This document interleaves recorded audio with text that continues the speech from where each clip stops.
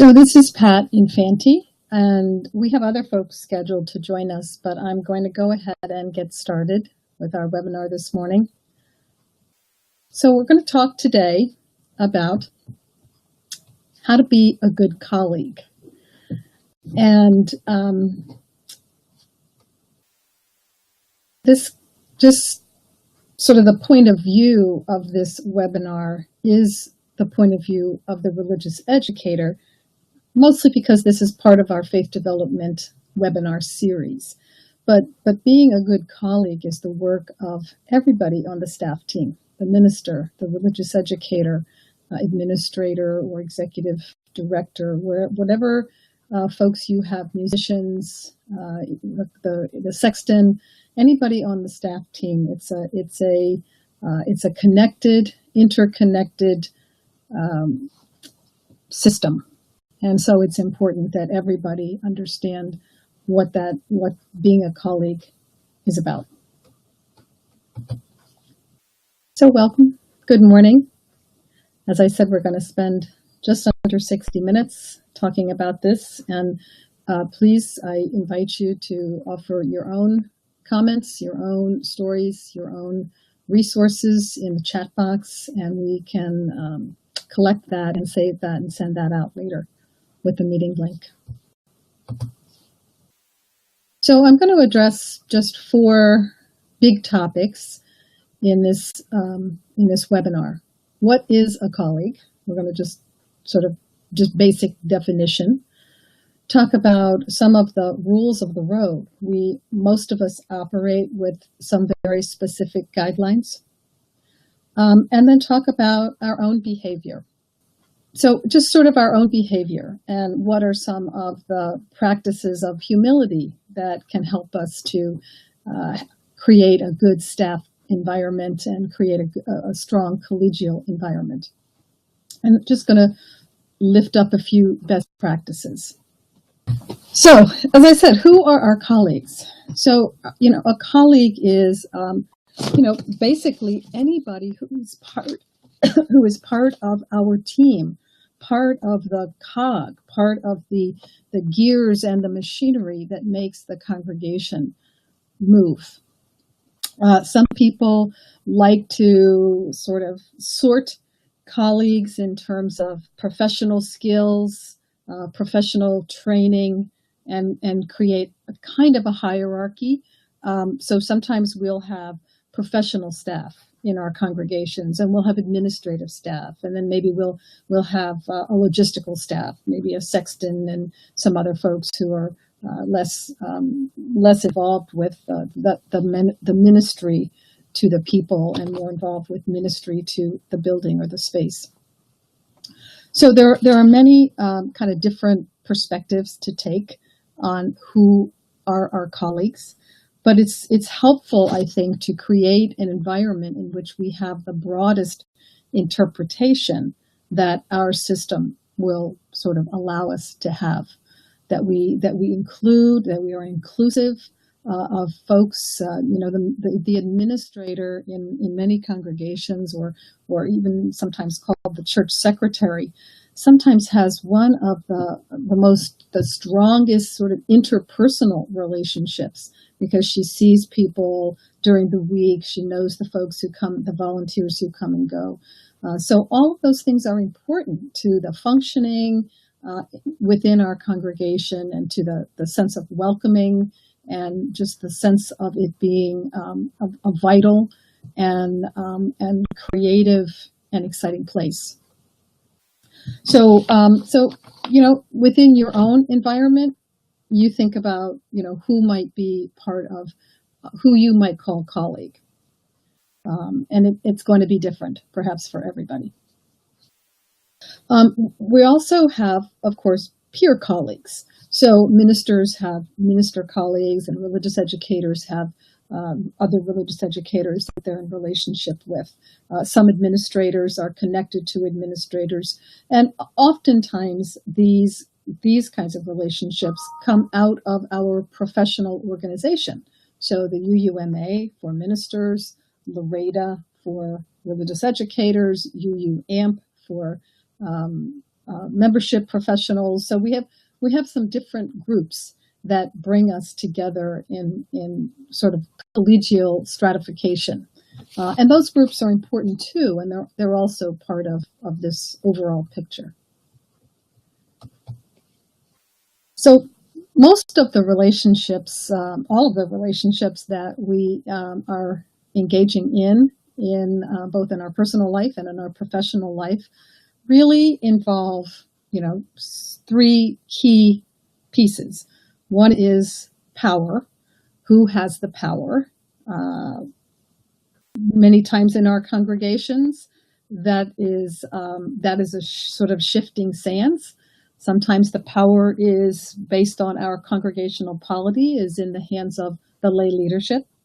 In some congregations, the power is in the sphere of the minister, where the minister becomes a very pastor-centered kind of organization. But so the power is not fixed within a congregation, but it's important to all of our relationships, and particularly to our collegial relationships. So power is kind of about, how we control the system, how we control the actions and direct and control the actions of others. And I don't mean control in its negative connotation. And then there's authority.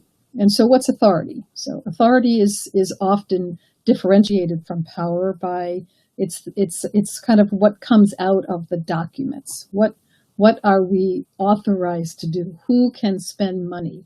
Who can hire and fire? What do the bylaws tell us about how things happen, how task forces and standing committees are created within our governance system, for example? So authority is often a term that can be at odds with power. So, for example, in a system, a religious educator might have a lot of positional power. The congregation might really lift this individual up in a way that gives them a lot of control over the direction, mission direction, program choice direction, that kind of thing. And yet they may not have much authority. They may not have authority. I know when I was a religious educator, I didn't have the authority to spend a nickel. I needed to get authority from others to make financial decisions. So those things are sometimes at odds in our work. And then there's sort of that shadow side, which is influence. So all of us have influence in one way or another. And sometimes the influence comes out of interpersonal relationship that we've built. So we've made friends in the congregation. Even though we are staff, or even though we're part of a ministry team, we get to know people, and they look to us for direction. They look to us for which way we're going to turn on a particular issue. And so sometimes that influence is a little shadowy. So all of these things come into play in our collegial relationships.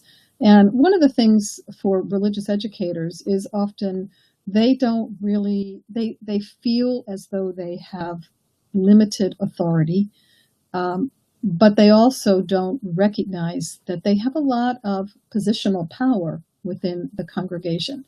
Many of our congregations, the religious educator is sort of the second to the minister. Of course, in a multi-minister situation, that might be different, but sometimes even a long-term religious educator versus a fairly new assistant minister, there's power that comes with length of service as well. And so sometimes our religious educators don't realize that they do exert some power in the system.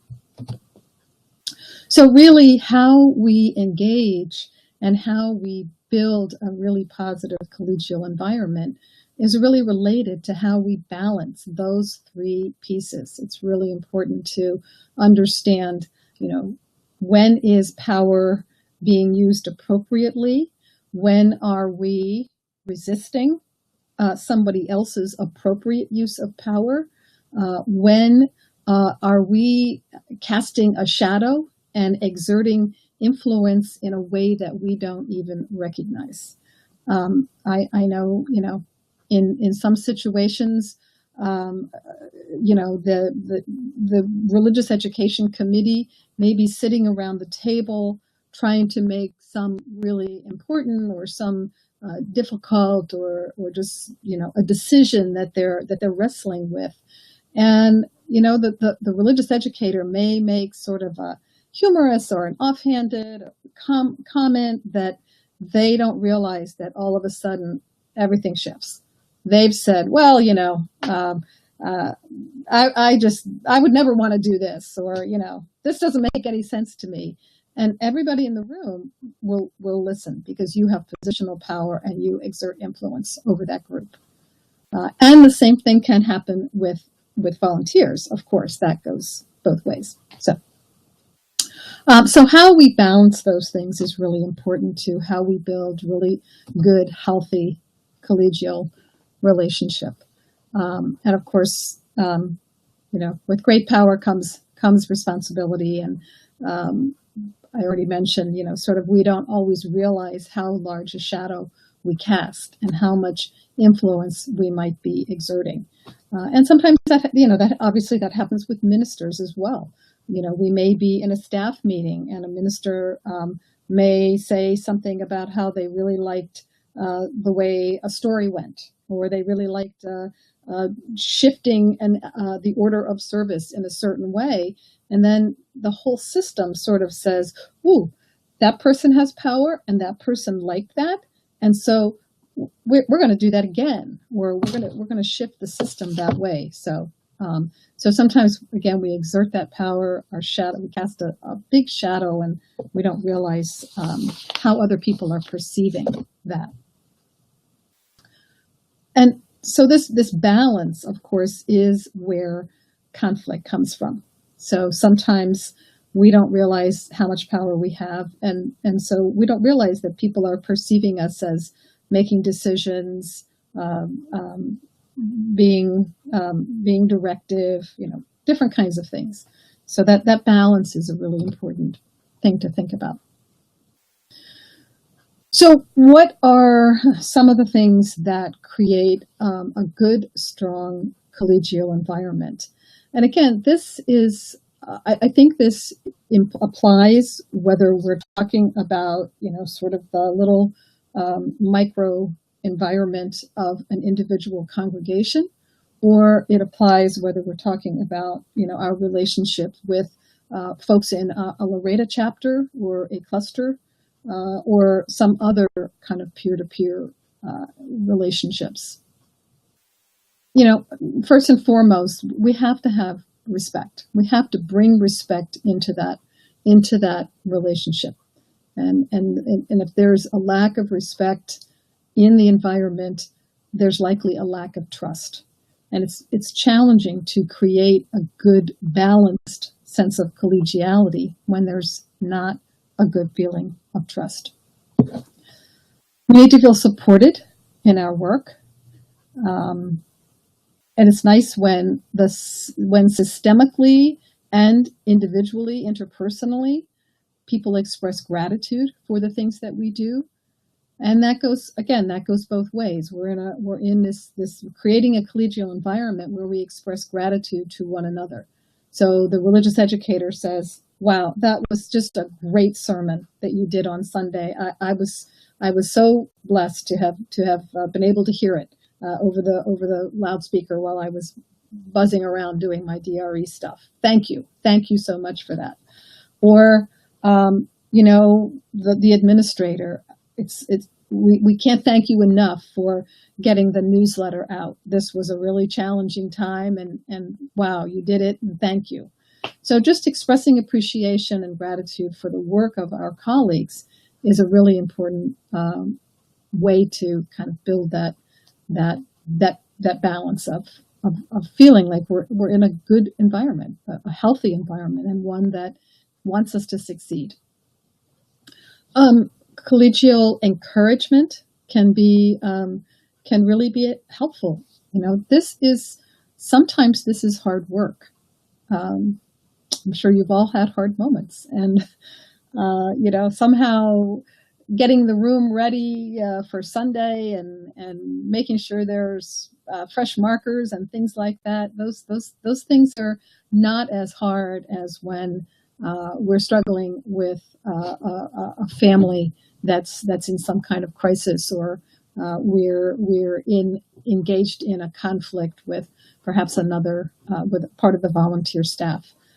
So there are challenging days for all of us, and when we're religious educators, we have to remember that there are challenging days for our ministers, and vice versa. Collaboration. If you can be in a truly collaborative environment, it really makes a difference in the product, so to speak. I think that it is often I visit so many congregations in my particular the work that I do for the association, and so you have this sense when you come into certain congregations that there's a strong ethos of collaboration. You can just sort of see it in the way people engage during worship, or if you're in a meeting, the way people will lift up the competency and lift up ideas of others and that kind of thing. So collaboration is not always easy, and it's not always abundant in some of our congregations. But it's a great thing. It's a great thing to aspire to. Honesty and humility. We're going to talk a little bit more about humility. Just a sense of mission within the team can really help us with that, kind of enlarge that sense that we're a part of something bigger than ourselves. And so my religious education work isn't just siloed off in this tiny little space with limited budget and no resources and not enough volunteers. But we're really, that the boundaries are down, the walls are porous, that we're part of a larger mission. We're part of a community of caring.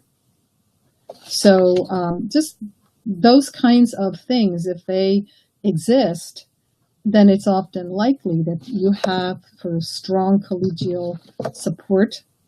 And if you're talking about peer-to-peer conversations, so working with other religious educators either in a cluster or whatever, all of these things I think apply.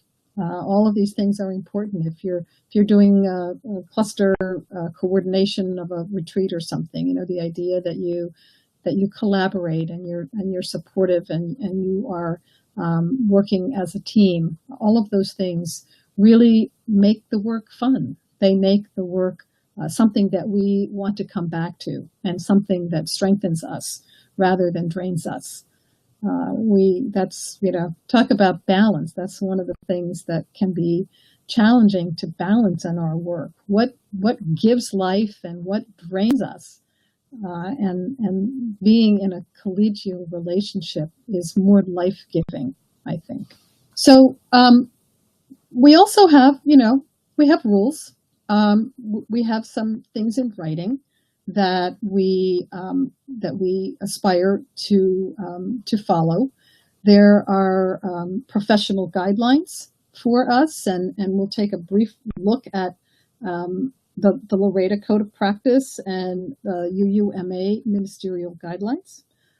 So there are things that tell us, and certainly if we are a member of Loretta, we have a strong covenant with our fellow religious educators. And if we're a member of UUMA, we have a strong covenant within that organization with our ministerial colleagues. So there are covenants that exist within those, but not always a covenant between. So we'll talk a little bit about that. So professional boundaries are really important. and it depends on, what part of the system you are occupying. But boundaries can be they can be interpersonal, they can be program related, they can be, I think of sometimes I sometimes go to congregations and I work with them, I lead worship.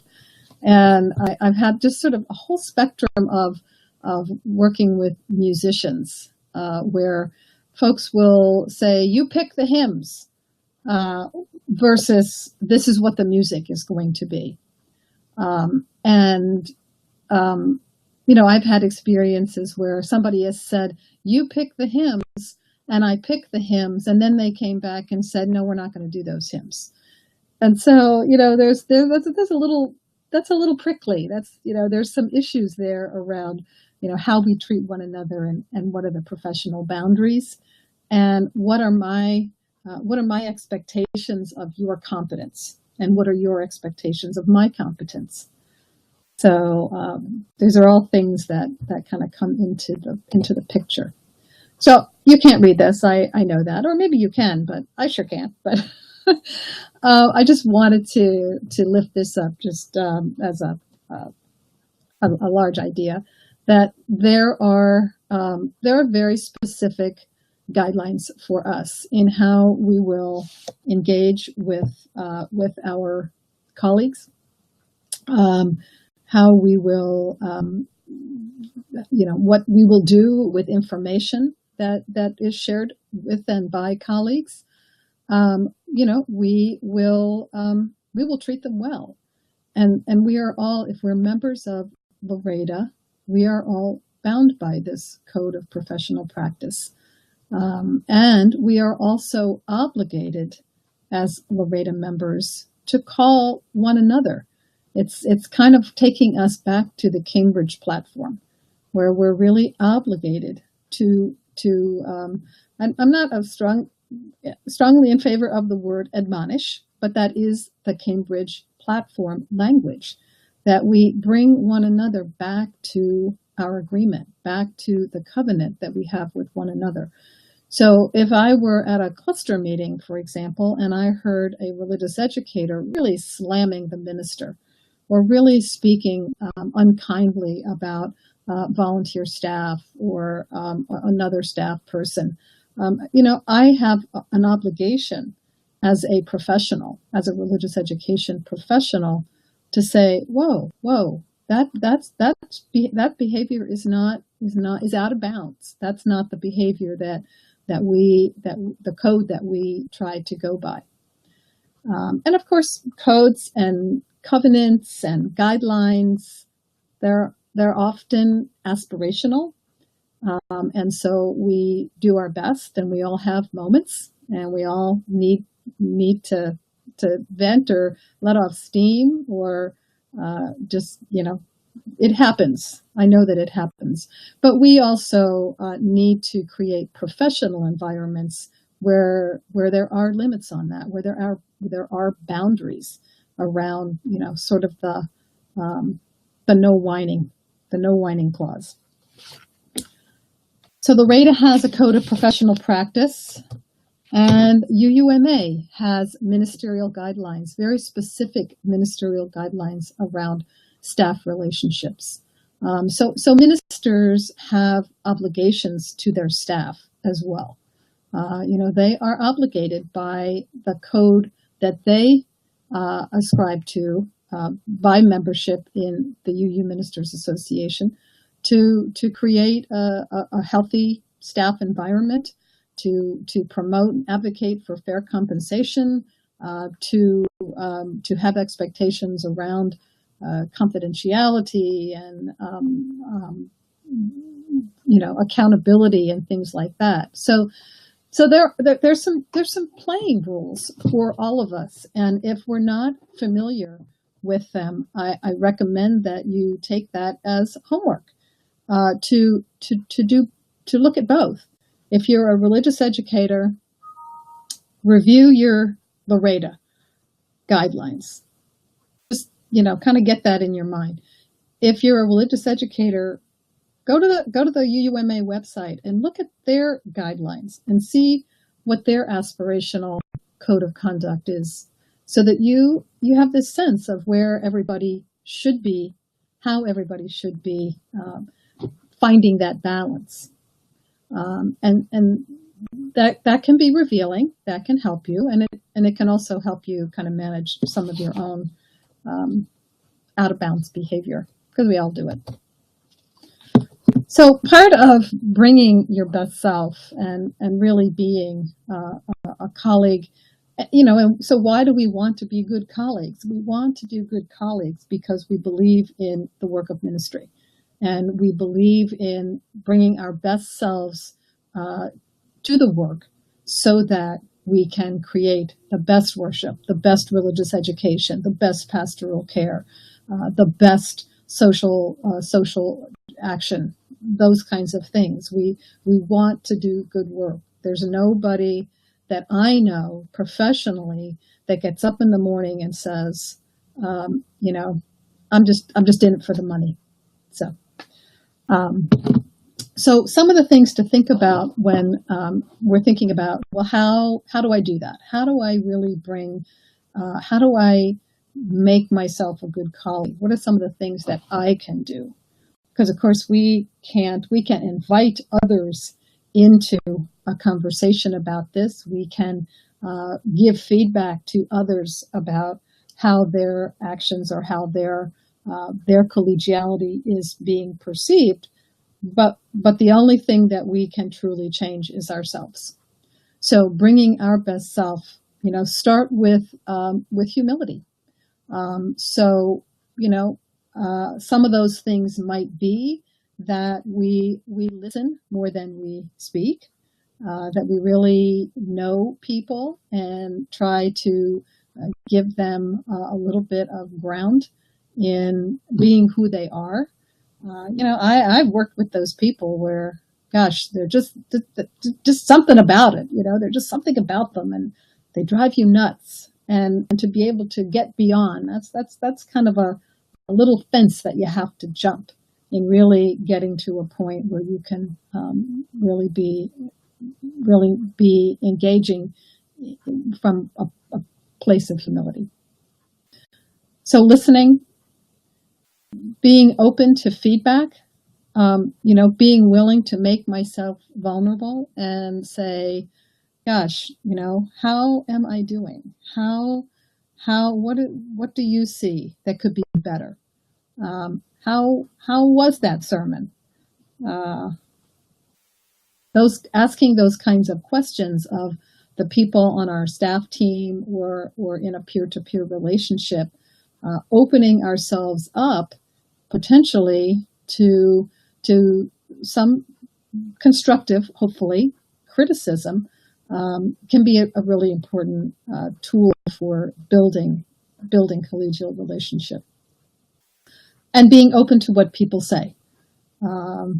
If we ask for it, we need to be able to gracefully accept it and say, yeah, I was a little uncomfortable about that section too, or that was an experiment that I really wasn't sure wasn't going to be successful, and you've helped me to see ways that it could have been done differently.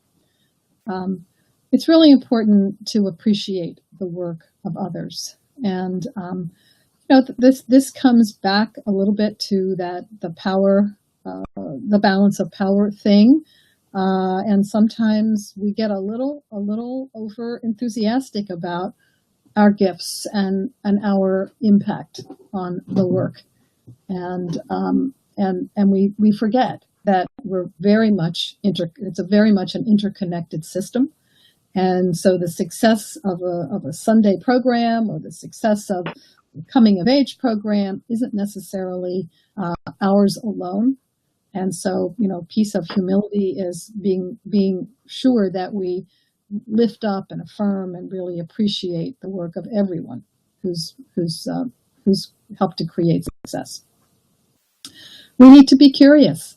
And so curiosity is not only about new ways of doing things. It's good to be curious about new ways of doing things. That's a good thing. We need to be learning, and we need to be learning together. But it's also, it's good to be curious about other people and their story. Tell me more about yourself. Oh, I never knew that about you. That's really interesting. This makes me, think of you in a whole new way. So just being curious about folks and curious about the gifts that they bring, curious about the life experience that has brought them where they are and in this moment with you. We need to really be open to building or sometimes rebuilding trust. And in our communities, our religious communities, there's so much transition. There's this constant feeling of movement. We have an interim, we have a new minister, we have a new board president, we have RE co-chairs, and so we're constantly engaged in this group building and rebuilding of trust and vulnerability and ways of working together. And sometimes we get tired. We get tired of doing that work. And sometimes we get hurt. We get hurt when trust is broken. And so we may step back, we may resist and say, I'm not going to do that again. I'm not going to go there again.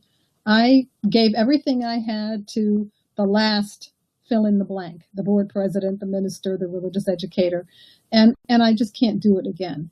And so this is, a place where we have to sometimes dig deep in ourselves and say, in order for us to have a collegial relationship, we need to be open to that continual work of building trust. And so part of that trust work is also being willing to engage with difference. And so difference is, different roles in the congregation, different levels of education, different perceptions of power and authority, different life experience, different relationships with the rest of the staff. So there's a lot of places where difference can become a little bit of it can erupt into conflict, or it can become a friction or a rub that, hey, if you're having conflict in this area, it can kind of bring everything down a little bit.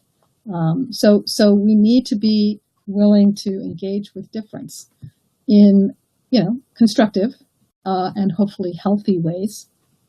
So we might, if we're feeling that we haven't been heard in a situation, part of engaging with difference sometimes manifests as assertiveness.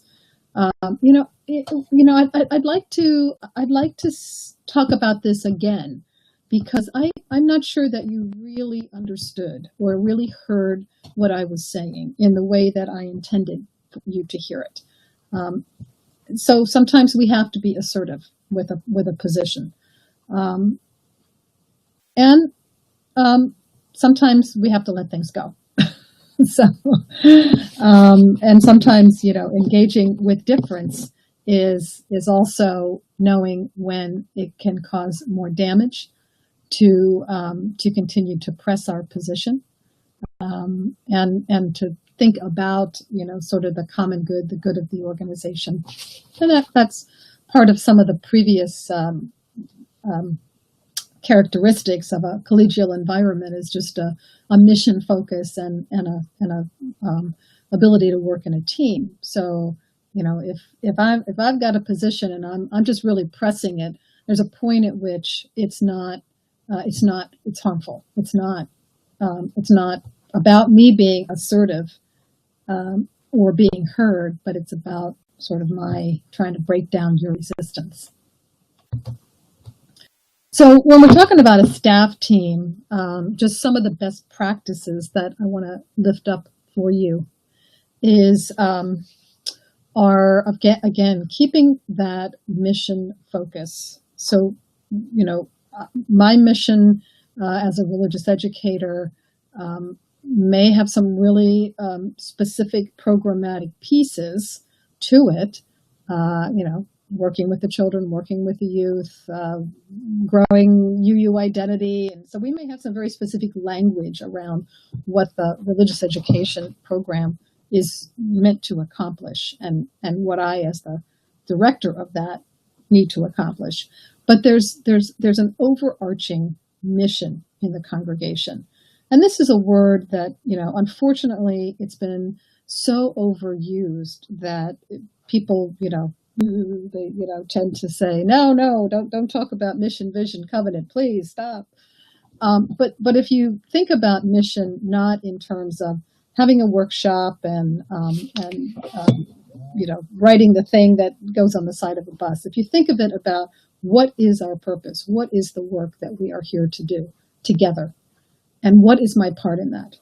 Because the work that the congregation is there to do is not just RE. It's not just Sunday morning. It's not just social advocacy or social activism. It's something larger, and it encompasses all of those things. It should be inclusive of all of those things. Every organization has a mission, whether it's stated or not. And so if we keep our eyes on that larger mission, that can help a staff team not get stuck in my little piece of the work, or my silo, or my resentment about the power. It's really important to know about systems. You are, if you are in a congregation, if you are engaged in a peer-to-peer conversation with another religious educator, perhaps, you're talking about a system. And so we all have our part, and we have our perception, and we have our reactions. But those things have to be considered in the larger context. We have to keep the larger context in our thoughts. Because if we get stuck down at the ground level and forget about the fact that every time somebody opens a door over here, it causes the window blind to move over here. If we forget about that, we can get hyper-focused on what's happening in our particular area. Or we're not prepared for the ripples that come from other parts of the system. One of the things sometimes with newer religious educators, not all, but some who may have less of an understanding of systems, will feel very unprepared or very surprised by the shifts in the religious education program when a new minister comes, for example, or vice versa. A minister may feel unprepared for the emotion and the response and the reaction when an interim religious educator is brought in. So sometimes we're surprised by that something that's happening over here really creates a little bit of a tidal wave on the other side. We need to be adaptable. We need to be thinking about the work that our colleagues are doing, and we need to be curious about it. We need to, that cross-discipline sensibility. Ask the minister, so how long does it take you to write a sermon? Or ask the musician, what kind of training do you have? What's your main musical instrument? Try to understand and try to sort of understand the lens of everybody on the staff team. Building your own professional competency is a really important part of being a good colleague, because we have expectations of one another to do our best, and to to have to be able to hold up our spot, to be able to sort of pull our weight in the system. And if we're not working on our own professional competency, that may get out of whack. So it's really important, and it's important for everybody in the congregation. I am aware of a congregation that had a wonderful church secretary for 25 or more years, who resisted anything to do with computers, and in 2010 was still working with WordPerfect, and so when we don't move ahead in our own professional competency, we hold the whole system back. We need to increase the tolerance within the organization for experimentation, for new ways of doing things. And part of increasing that tolerance is a tolerance to failure. In times of less resources, our congregations, that part of the anxiety of a pledge campaign that hasn't done so well can kind of manifest in everything has to go perfectly. We have no room for failure. And so that really puts a different kind of pressure on staff and even volunteer staff. And so if we can keep that tolerance up for, hey, we want to try something, but by definition, it may fail. That's what experimentation is all about. And I love the idea of finding ways to have fun together. And certainly this is something that we do in our peer-to-peer relationships. We do this with our peer colleagues, where we have retreats and we gather together at General Assembly, or we have our annual Laredo Fall Conference, and find times just to be with one another and to learn more about each other in a more relaxed way. And so, we do not have to be best friends with our staff colleagues, but we need to be able to let down our guard occasionally. If we are not able to do that, then it creates a tension and anxiety within a staff team that will squash that feeling of openness and that feeling of collegiality. So really important thing, of course, interpersonal relationship really is key to a successful collegial relationship. Again, whether it's within a staff team or whether it's a peer relationship. And so some of the things that I think can be helpful to that is just this idea that we have an understanding. Maybe we call it a covenant, maybe it's written down, maybe it's not, but that we have an understanding and we have expectations of one another, and we are accountability partners for one another. That is, if I have expectations that you will not say bad things about me in public, that we have an accountability between us. And so if I hear from someone else that you said something that I don't think is really fair, that I have your permission by this covenantal relationship, I have your permission to hold you accountable for it, and to say, hey, I heard from Sue that you said this, and I'd like to talk about it. And that takes courage sometimes to do that, but it's really important. And the covenant doesn't have to be written down, but it needs to be authentic. We need to know what we expect of one another. And these things don't happen overnight. And sometimes, again, the power in the relationship can get in the way. So someone on a staff team might say, hey, I'm not accountable to you. I've been here for 20 years and I know how to do my job, and you just got here. And and I'm not, I'm not going to play. I'm not going to play with you. I'm not going to play in your sandbox.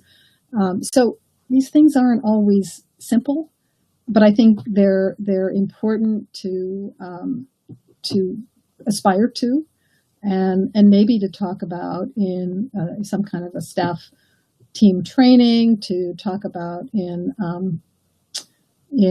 perhaps a staff retreat, something like that. And when you're in a peer relationship, I mean, when we have friends, we have longtime, those longtime friends that we room together at Ren Mods, and we room together at fall conference. We may not always agree with what they're saying, and if we have an authentic covenant, whether it's most likely it's unspoken, that hey, I'm not going to let you be a jerk, or I'm not going to let you talk about your minister in that way. I'm going to stop you.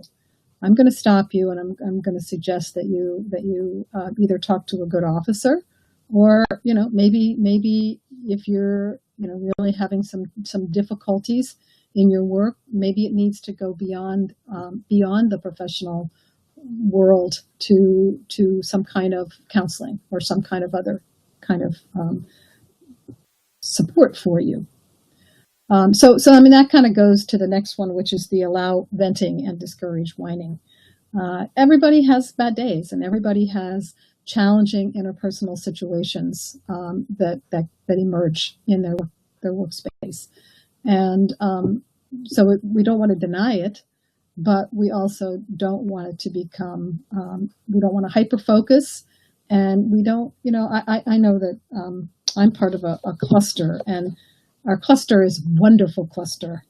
But 10 years ago, some new people came into our cluster and they said, oh my God, all these people do is they come to these meetings and they complain about their jobs and about their ministers and about everything that's gone wrong for them. And so we sort of lost a whole little generation, a little mini generation of colleagues, because they came into the cluster environment and it was like so negative. So we have to figure out, we have to find the balance. Where is the place for us to say, wow, things are challenging for me right now, without saying, I hate everybody and, I hate this job. Take this job and whatever. So another good best practice is just, being able to listen without trying to solve the problem. Just allow yourself to be a supportive presence. Allow yourself to just companion someone in their pain, without being culpable in that. That is, I don't want to disrespect any of my friends who might be in recovery, but using the term enabler. Are you an enabler? Sometimes we are. We get our friends worked up. We say, hey, you shouldn't let that stuff go on, or you may be enabling by telling them, wow, don't rock the boat. And so, we have to kind of check our own behavior and what's the baggage maybe that we're bringing into the conversation. Finding ways to have fun. Again, I'm a big fan of fun. It's funny, I'm doing a board retreat in a couple of weeks, and I said to the board, I said, does this board like to have fun, or are you pretty serious? And they said, well, we're pretty serious. But after we were on the line for a while, they said, let's have some fun. Let's do it. So finding ways to have fun is really important. So I just have some closing kind of thoughts, and then we're if you have, Lorraine, what do I mean by refer? I guess what I mean by refer is that when you're in conversation, for example, with a peer, that you may want to say, you and I shouldn't really be having this conversation. You shouldn't be telling me about your frustrations with the minister. You should be talking to a good officer. And sometimes that happens even within a staff team, where a minister may be talking about issues they're having with their partner, And there may be times when it's, these are probably not good conversations for us to be having. I appreciate the trust that you're showing by sharing this painful situation with me. But I'm thinking that maybe you need to be talking to a trusted colleague or a good officer, or maybe even a professional counselor of some kind. So that's kind of about putting boundaries on conversations sometimes. So kindness, 1,000 times kindness. That's can be a really important kind of milepost in your collegial relationships. Is it there's a button, the Reverend Hope Johnson button. Is it real? Is it true? Is it kind? So when we're trying to build collegial relationship, that as much as we can, create an atmosphere where we are kind to one another, because ministry is hard work. Ministry is draining work sometimes. It's emotional work, and sometimes we need the kindness of colleagues to get us through. Learning from each other is also, I think, a really important piece of building a strong collegial relationship. Learning with each other and learning from each other. So, tell me more about that. I never knew that you played the clarinet. Wow, that would be so much fun for you to do that some Sunday. Whatever it is, we learn from one another and we learn with each other. So we may go to a common training, go to the same workshop at General Assembly or District Assembly, or one of the exciting things that I'm seeing is minister religious educator teams going to Renaissance modules, the worship Renaissance module, for example, or the adult faith development Renaissance module. So there's time. So when we learn together, all of a sudden that really creates some good common ground for us and a common bond as well. Keep in mind the context. Every situation is different. Every congregation is a little bit different. That balance of where you are in the system is really important. So as you're trying to build a collegial relationship, there's a brand new minister, first time minister, and you have been the religious educator for the last 15 years.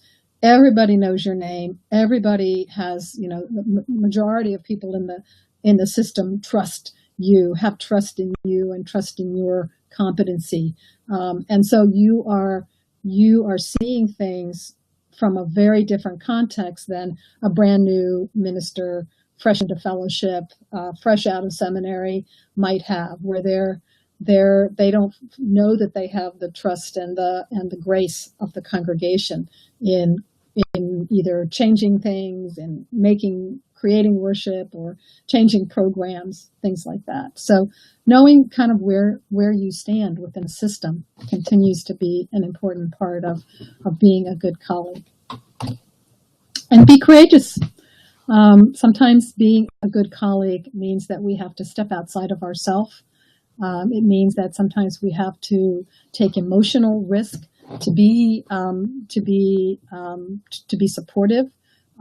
We have to sometimes set aside our own ambition, perhaps our own aspirations, in order to keep that mission focus at the forefront. And sometimes that does take courage on our part, and sometimes we are afraid, and we just have to step out in faith and realize that being a good colleague is its own reward, and keeping the congregation mission focused is an important piece of it as well. So that's it. If you have questions or anything you'd like to lift up, stories of your own stories of success in a collegial relationship. Well, hearing none, I wish you all a wonderful day and a wonderful May and I look forward to seeing you another time. Bye bye.